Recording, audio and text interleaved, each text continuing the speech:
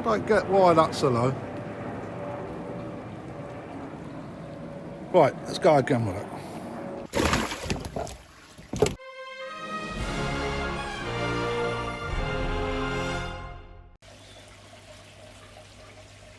Right then. Got a bag of media.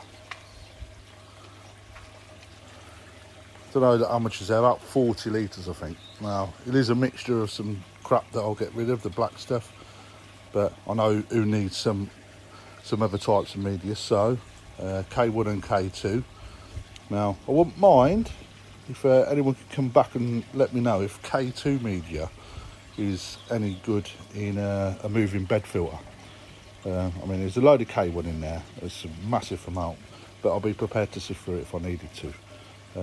Because I know I can put K2 media in an upflow filter, which I'm not putting on the small tank. Cost me 20 quid.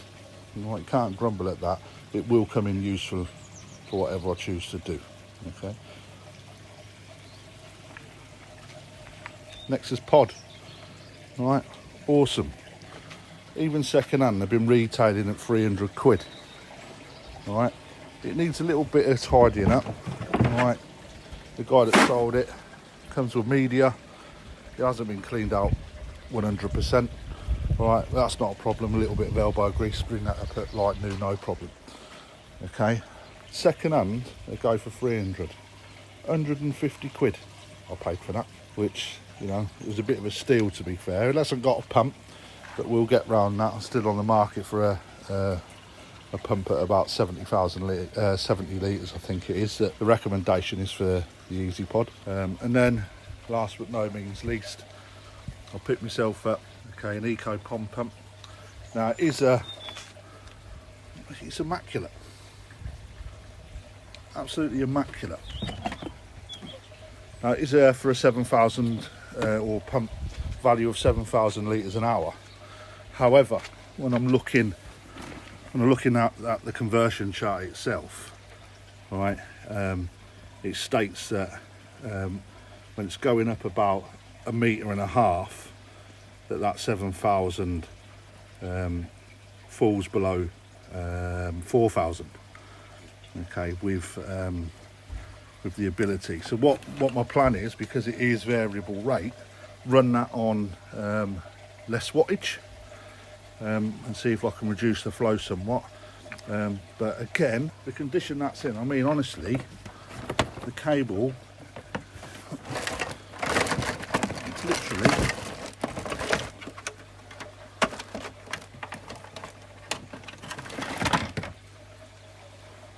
it's like a little bit of dust in there. That's all it is. Look, that is an immaculate pump. Right, so 50 quid I paid for that. 50 quid. So in total I spent 220 quid. The media in here, the media in there, I'm hoping what I can do is get some bits and bobs together. Oh, just not the gimbal, sorry about that, chaps and chapesses. What I can do is I can now convert this into a moving bed filter now. Well, what my plan is I've spoken to somebody about the best way of taking a load on there but still being able to put the temporary vat in under there, because I want to keep that all together. What I want to do is bring a shelf across there. So all I'm going to do on this, and hopefully I might be able to get it done today, is put 3 support beams across, like so. Some decking across there, which one of my subscribers lives across the road from me actually. It's got loads of decking, offcuts and whatnot, and some timber that we can use to get that in. So I'm going to be putting a decent size shelf going across with a support off the rear, off of the rendered wall and off the pond wall, to provide a base. So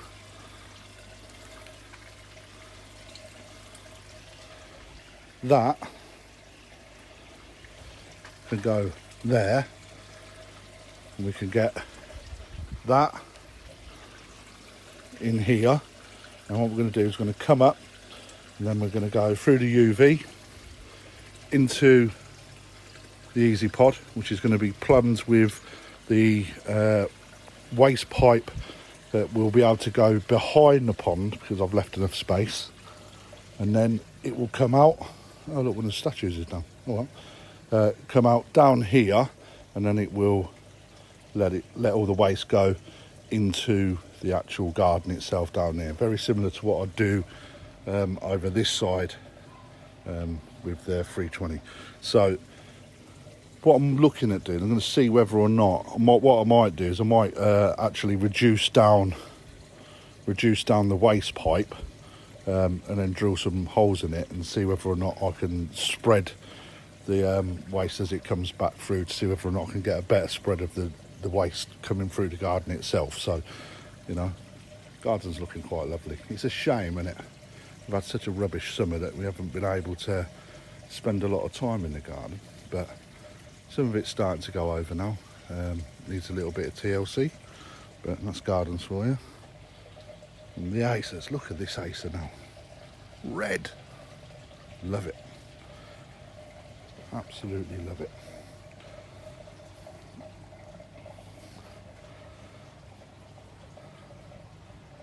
It's magical, man. Shame that's there now, though. It's a bit of an eyesore.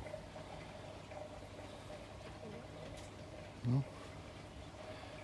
And this one there, Benimacchio, it's absolutely thriving. Because when I vacuum the pond out, I have the waste come through here, and then I let it flood out down there. So I get ample amount of water, and this is what I do, man. Look at that.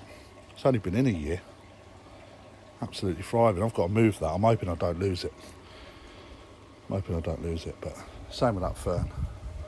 Magnificent. However, we digress. Right. So, from the Nexus, the waste pipe goes down there. Right, and then we're going to convert this into a moving bed. Now, what my plan is, I think, is it is old. And it was my dad's, so it's got a little bit of sentimental value because he passed away some years ago. All right, so I'm going to get these connectors out, renew all that. I'm going to block that one off, and then it all depends how I can get it to fit on there, so I can still get that in and out. So I've got to work out whether that's going to be a little bit further over, but still sort of sitting on the side of the pond, which I don't mind. But ultimately, it might, when I put this shelf in across here, I'm gonna put some of these tiles across the top, try uniform off what we've achieved for the top of the pond. Okay, so basically, still going to get your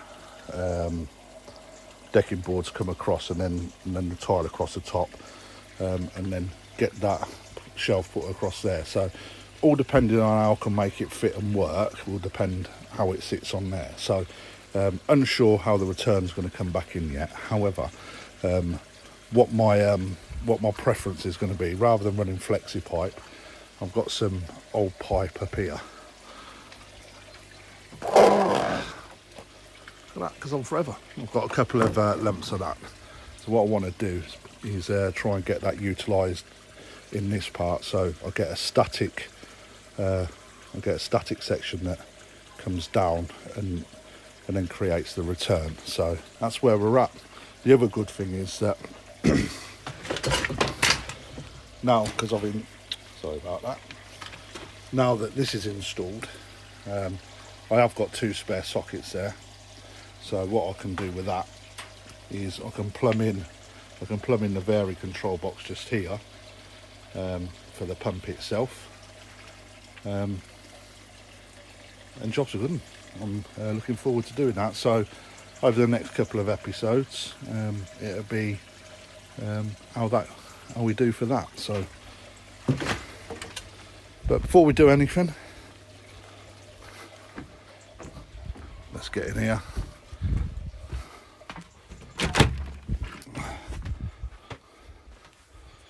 Right, what do we need? We need some of that. Right, so because obviously everything's second-hand, what I'm going to do, give all this a clean out. I'm going to dump a load of that in some PP. I'm going to dump that in PP, and then I'm going to let it boil off for the whole of the day. And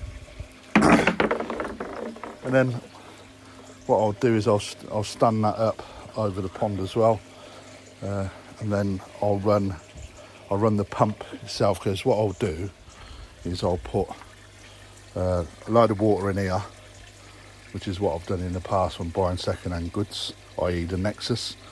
I'll put everything in there and with the PP, and then I'll stand that in the actual tub itself, and I'll connect the pump up to that, and then I'll let the pump, this pump, run its submerged in here, run through the actual Nexus, and then the Nexus will then return it. So I'm running the whole system all the way through, and then hopefully what that will do is will kill any bugs that may be hiding in all the nooks and crannies, because in honesty, in this pond,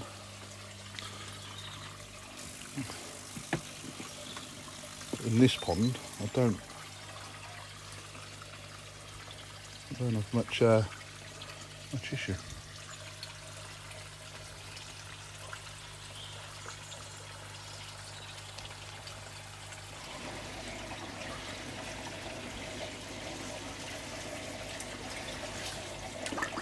I know it looks like a lot of food, it isn't. This little goshy here, man, I love him.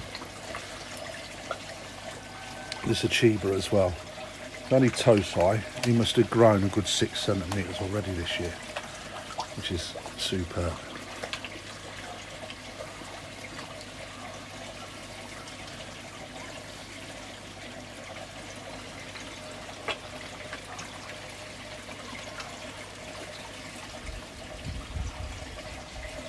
So, Captain, man, you're not moving, son. Not hungry. Pumps in the vat, size the media, just top it up at the minute, and you'll see that I've got the pump running at 100 watts, so it's enough to disturb the water for when I add the PP. So what I'm going to do is grab the PP itself, and then I'm going to add it into the water so you guys can see. Look at them. Lush. So I've got quite a strong dose, so I'm just going to add that in now to the water and watch it do its magic.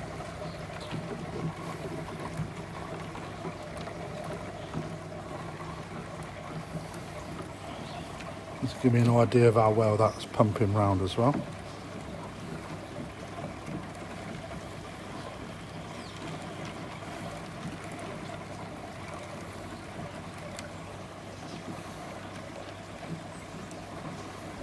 So what I'll do is I'll start turning that. I'll move that pump about from time to time. Spiffing. Right then, so pump is now connected to the Nexus. It's all good. So you can see pumping, put a load of PP in there. The reason being is so I can get right into the crevices all the way through, which, as we know, is needed. The media's already been in there for the best part of 6 hours now. Best part of 6 hours, excuse me if all you can hear is that noise. I've just given it a good top up. I've doubled the dosage. We even run it through the dump valve as well. So you give it a good go, drain it out, and then I'll take, once I take all the media out, I'll put all the media that's in here into my black bucket, wherever that is, that one over there, and I'll give it another smash with an air stone in there as well. So right, we've got poorly fish. So this fish is, as you can see, very fat. So I'm just going to just having a look at what that is. What I wouldn't mind is a little bit of feedback from you guys. Let's see what you know and what I give me some advice on how I can help it. Because if it's dropsy, it's going to be hard to tell. This is Poppy's fish. Poppy. This is Poppy's fish. That she called Nemo because it's only got one pec fin. So what we're going to do is we're going to start this video again, and we're going to make a short and put it straight on. Just got in from work. I just want to show you what these little pigs are like. I've stood on the back door. It must be maybe 12 feet away. And look. Everybody would think that everything is fed. Yeah.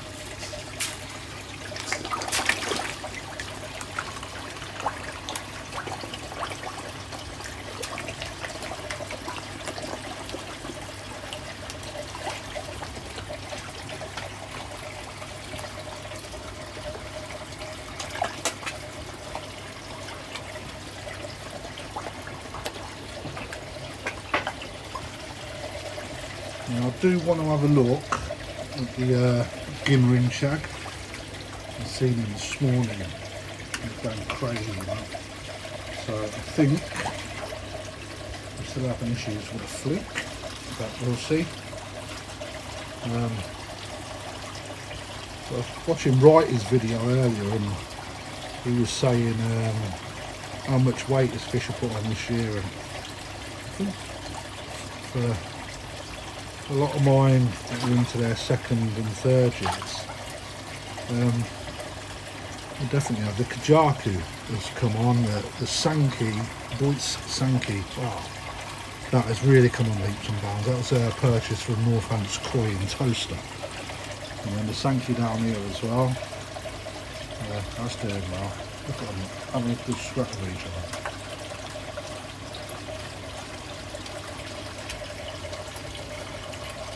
Supposed to be peaceful fish, look. Yeah, this shag, I want to get him out and have a look because he's going crazy. The saggy, I know that Twisty likes this, or his missus does anyway. You can keep your hands off.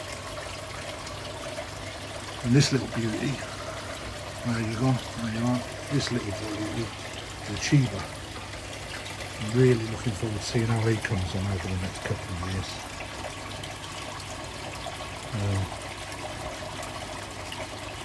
Yeah. Let's have a look what we got on. The aces are starting to turn now, and the high boo's just started to drop. So is this one starting to go into autumn mode as well. They all are really. The stuff that I bought the other day, or at the weekend, that's now been sat and soaked for a few days, and you can see that the PP has gone absolutely filth, which is brilliant. So I'll be getting all that out and giving that a good swell. Look at this ace. Benny Macchio, this one is absolutely amazing. And the fly looks like, the spider looks like he's just had a bit of a treat, or the leaf caught him up. But yeah, look at this. Looking absolutely splendid. And I'm gutted that once the new build gets underway that I'm going to have to take this out. I'm going to try my hardest to save that, and that's why, for those people that keep Acer, you'll know as a deciduous tree, it's not a good time. It's not a good time in the summer, or even when you buy them from the garden centres, to take them out of pots and repot them. It stresses them out, and sometimes if they're not strong enough, you can actually kill them. But Skeeter's broom's doing well as well. which is good. And the Shiraz, that's quite weird because down there you can see it's nice and green, and then on the top it generally has a red leaf on it and swirls. And then we've got an autumn moon, a bit battered on the top, again, don't matter. This one here, this was my dad's. That, if you have a look back in my videos, you'll see what colour that is, especially in the videos where I asked for some help with regards to the marks that I was seeing on the fish. But little pond, looking a bit worse for wear. I have to give that a good clean out again. Do that in the morning. So got quite a lot on, as you always do with ponds anyway. But we'll get back to updating tomorrow. In the meantime, look at that. So new ponds come in all the way out here, and then all I'm simply doing is filling this corner in. So this corner is going to be filled up, and then it's going to go past the back of the Nexus. I'm seeing 2 miles. I'll try and get a whole window to come across there, because that's going to come up about another foot, so be quite high. And then where the acers are, what I'm going to do is build up a wall, some steps there, and then we're going to basically create a high planter here, but I'm going to put a little patio on the top of this bit here, so I've got a viewing platform from the top, and then along this piece we'll have a window going across the majority of that, so when we're sitting back here, or even from the back window, you can see a nice big window for the fish, but we'll get another viewing platform just there. So that's the plan anyway. And then looking to pergola over the top, half shaded, so I've got some shade because the sun comes up this way. I think it was round the back and then drops down that way, but the colours there. See, colourful fish, colourful acers, can't go wrong. Anyway, come back to you when I've done some cleaning out on the old media, and then look at getting the shelf done over here as well, so I can put the new Nexus that's set up there and the pond pump etc in there, plumb that into the switch box, and then hopefully the next step will be getting that converted to a moving bed feeder. So once that's done, we get that established, what I can then do is we can start getting these bad boys in there. Now when it comes to the reason for me moving them now, or more into the winter months, feeding will cut right down and then eventually stop, which means that the water quality in the smaller pond shouldn't suffer. Now I've been keeping the temperatures of both ponds over the last few weeks, and this pond tends to hold the temperature by about another 2 degrees more than what the big pond does. So not only is that good for growing on when it comes to that stage, which is half the reason why I bought that, but it means that in the winter they can sit in there.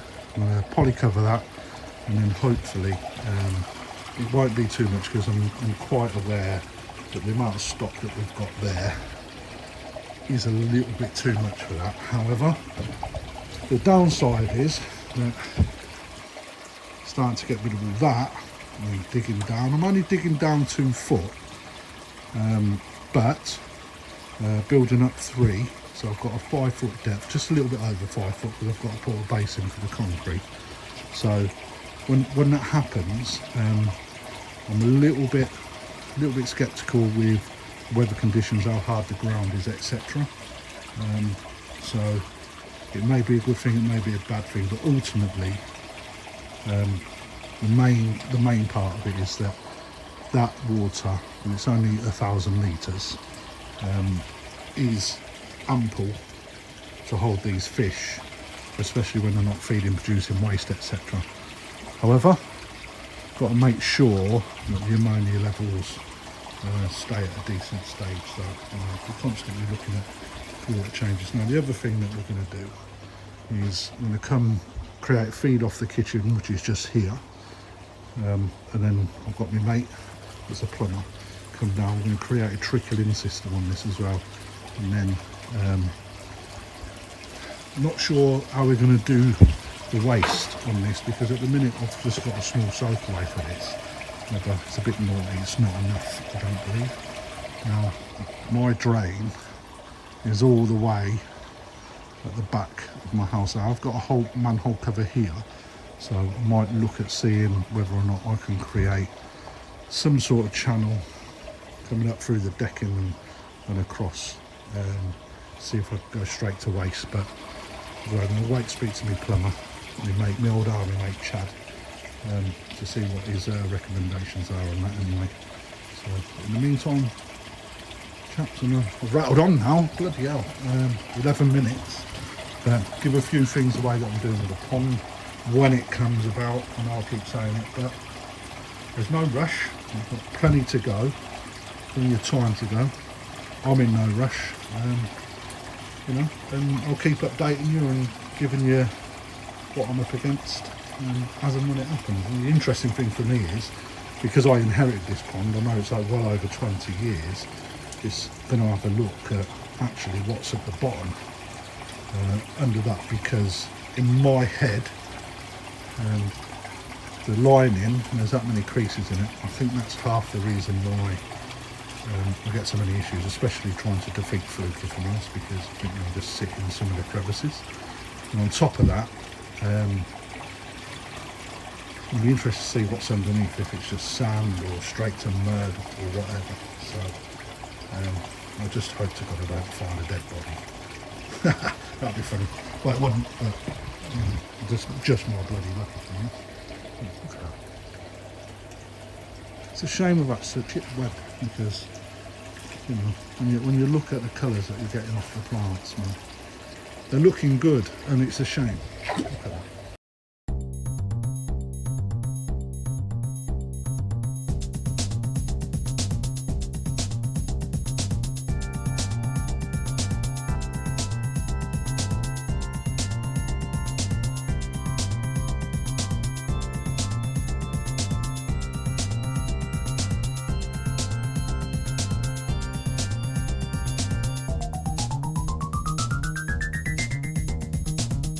So, done me backing. There we go, that's what it is. Keep going. Now, I have been observing my fish, and I noticed a little bit of flashing, not too much, but on a couple it seems to be a little bit too much for my own liking, if I'm honest. So I'm going to set you up on the table, and then we're going to catch a couple, and then we're going to give them a scrape. One of them I'm going to be scraping, and then I'll have a quick measure of as well. So I'll just flip you around. So I've just taken a look now, just at his profile, making sure his fins are in good nick with a blue background. And what we'll do in a minute, I'll flip him over, have a look, and then I'll get a scrape. He looks quite content in there. I've got this fish as a young 10 centimetre tozite 3 years ago, so he's moving into his 4th year. Probably just gone into his 4th year now, actually. It was probably about August 3 years ago I bought him. So you know, we don't seem to be doing too bad.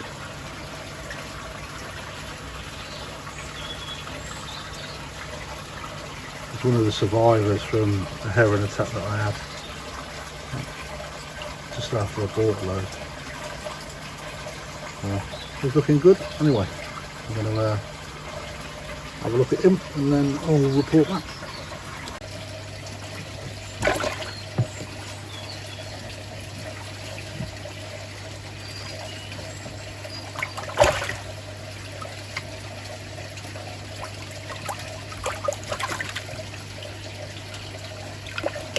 Very nice on the top, on underneath, very clean. Right, so front paper on it.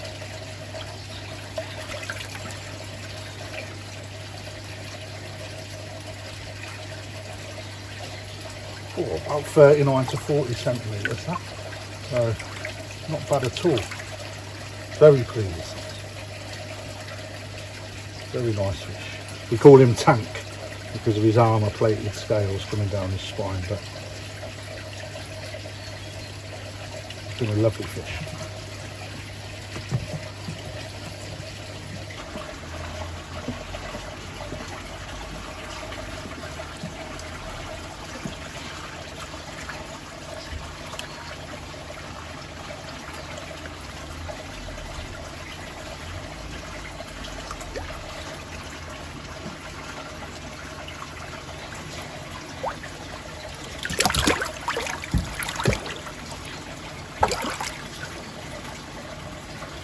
Yeah, it's in good condition to be fair, so I'm hoping I won't be fine with it. It's just me being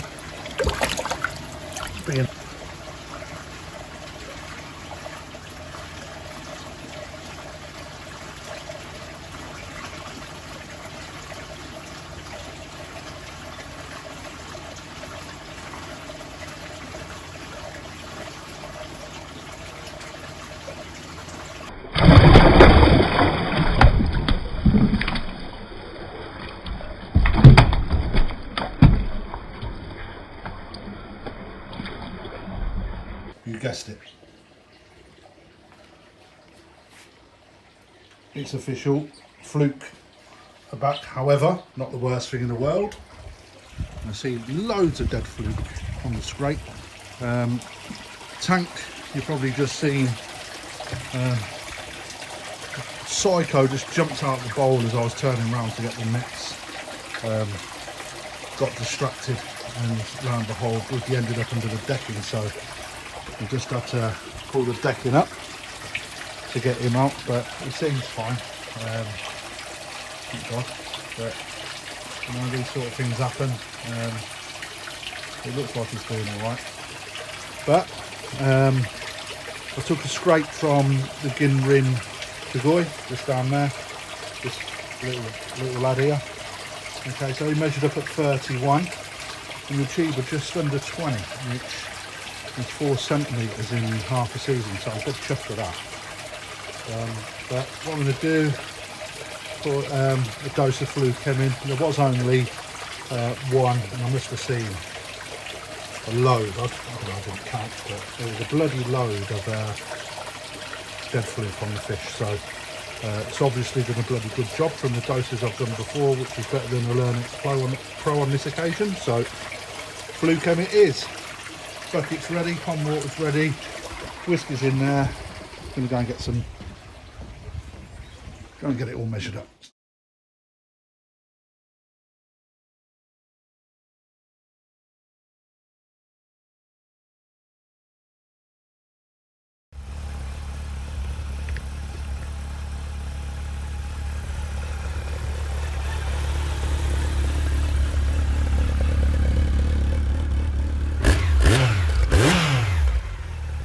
So then, like I've said in previous episodes, the sale of the bike is the funding that I needed to kickstart the big pond. So today is the day.